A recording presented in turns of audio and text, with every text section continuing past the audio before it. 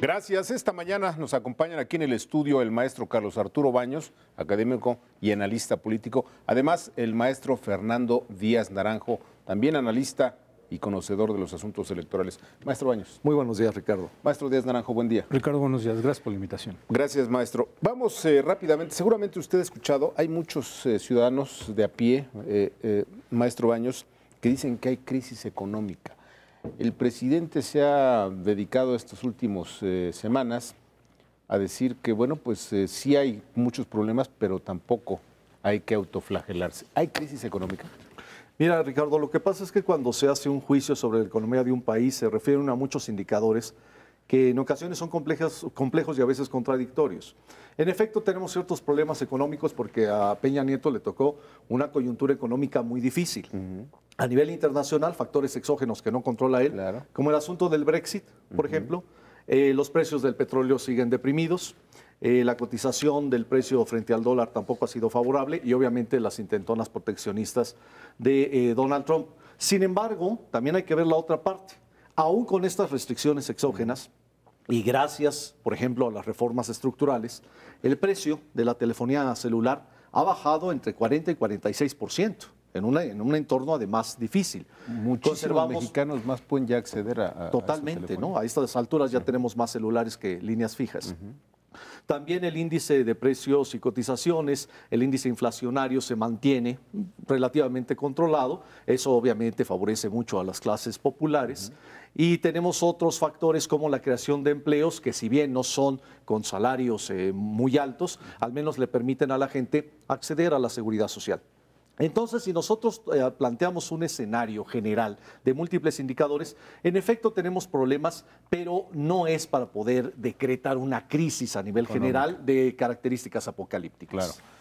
Maestro Díaz Naranjo, lejos estamos, algunos recordamos, yo lo recuerdo perfectamente, de aquellas crisis sexenales brutales con Luis Echeverría, y una devaluación en 76, con López Portillo, con Miguel de la Madrid.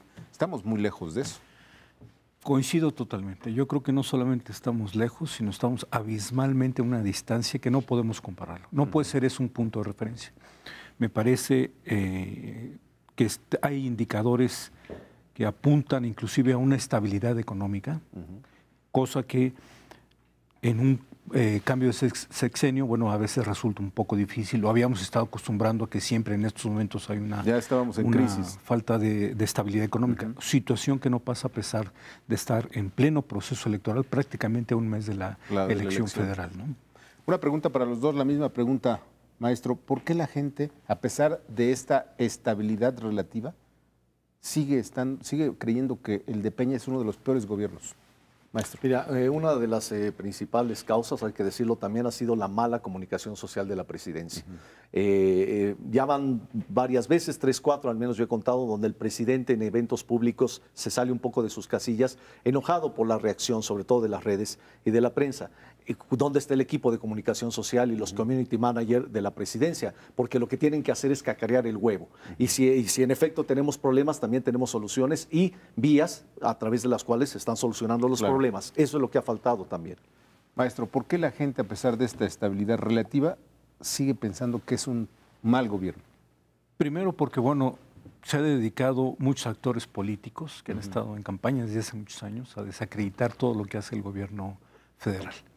Y en segundo, comparto la opinión de mi colega en el sentido de que hay un problema de comunicación de la presidencia de la República en el sentido de que no ha sabido conectar con la mayoría de la población. Y también a través de redes sociales sus esquemas de comunicación son muy estructurados, a lo mejor sí muy profesionales, pero que no conectan con los jóvenes, con la población en general. Me parece que es un problema más de comunicación que de hechos reales. Vamos ahora al tema básicamente electoral. Maestro Díaz Naranjo, ¿qué está pasando con este llamado voto oculto? En los últimos días hemos tocado el tema y el día de ayer una empresa encuestadora da un resultado que se parece mucho a otras que ya han aparecido, en el sentido de que el voto útil o voto oculto, que a veces hay quienes dicen que son distintos, favorecería a José Antonio Meade. ¿Cuál es su punto de vista? Bueno, primero hay que aclarar que el voto oculto generalmente es de aquellas personas que ya definieron su voto, pero que no se atreven a decirlo por muchos factores. Primero, porque, ¿qué pueden decir de mí? O porque saben que me mantengo en una preferencia electoral, aunque pierda, etcétera. Y por un lado. Por otro, los indecisos, que son muchas veces los que están en este voto oculto, son los que finalmente definen una elección. Es mentira que estos indecisos voten de manera proporcional o como están las demás fuerzas políticas. Generalmente no funciona así, sino son los que sí definen una elección y no necesariamente se van proporcionalmente al grueso de las coaliciones o candidatos. Sí pueden definir una elección. Son muchos los indecisos que hay. Y me parece que las definiciones estarían en Anaya o en Meade, lo que puede resultar, sí, cierto, que pudieran definir el sentido del voto presidencial, que me parece que se va a estar cerrando en estos últimos 30 días, ¿no? Maestro, ¿realmente cambiará el equilibrio que conocemos hasta este momento, el voto útil o el voto oculto? Yo digo que sí, y sobre todo en la medida en que nos vayamos acercando ya al día de las elecciones. ¿Por qué razón? Porque sabemos que existen dos votos esenciales, que es el voto de convicción, ese ya no lo cambian, es lo que de verdad cree la gente, pero luego hay una cosa que es el voto estratégico, y en ese voto estratégico está justamente el voto útil. Es decir, cuando yo sé que mi candidato no va a ganar, busco al que sí me puede representar frente al que no quiero que gane. En este caso, el puntero es López Obrador y el voto útil, también en este caso el voto oculto, se va a cargar hacia Anaya y hacia Meade. Y en la medida en que los electores vayan viendo cuál de estos dos actores políticos es el que más adelanta, hacia allá van a cargar su voto útil, independientemente de cuál sea su partido político. Y en eso estoy de acuerdo con Fernando, en cuanto a que si la información es poder, en efecto, cuando las personas se reservan por quién van a votar, es para generar incertidumbre finalmente. Y eso es bueno para las democracias también. Claro, por supuesto. La pregunta para los dos, la misma pregunta. ¿Ya está preparada la sociedad mexicana para hacer un cambio de dirección del resultado a través del voto útil, maestro? Yo digo que sí, de hecho lo traemos, lo habíamos mencionado desde el año 2000. Desde el año 2000 se ve clarísimamente cómo ha funcionado el voto útil. Ejemplo, en el caso de Vicente Fox, muchos perredistas votaron por él, sin duda. En el 2006, en el caso de Felipe Calderón, muchos priistas votaron por él. Y en el caso del 2012, muchos panistas votaron por Enrique Peña Nieto. Yo no dudo ni tantito que los electores mexicanos nuevamente vuelvan a hacer cálculo, vuelvan a hacer estrategia y busquen a quien mejor los represente. ¿Cómo se da esto en la cabeza, en el pensamiento? Usted le sabe mucho a los temas electorales, maestro. ¿Cómo opera esta decisión final? Yo creo que la decisión final, independientemente de lo que hoy digan las preferencias electorales a través de las encuestas, porque es una fotografía del momento del día de hoy. Creo yo, y me atrevería a apostar a que el voto útil es el que va a definir la elección, y eso no necesariamente lo pueden predecir las encuestas. Claro. Muy bien, vamos al último tema.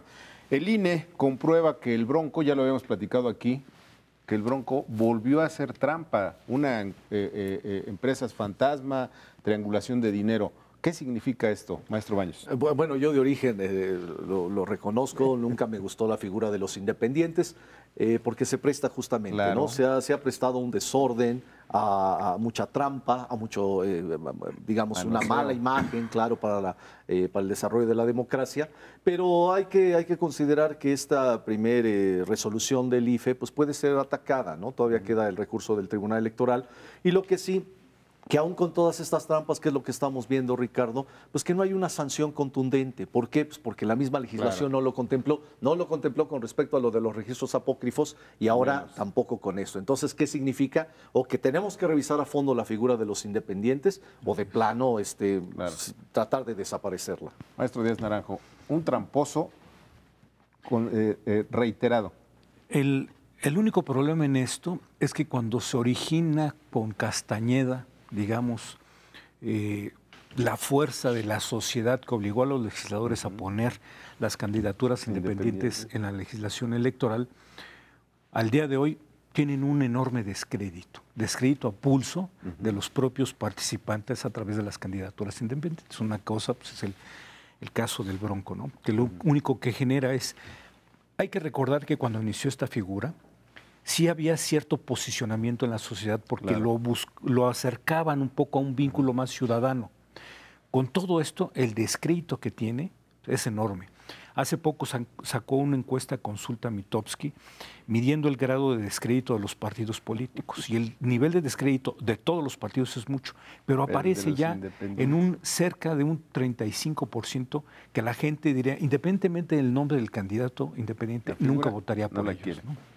Maestro Díaz Naranjo, gracias, buen día. No, al contrario, Ricardo. Maestro Baños. Gracias, Ricardo. Buen día. Buen día.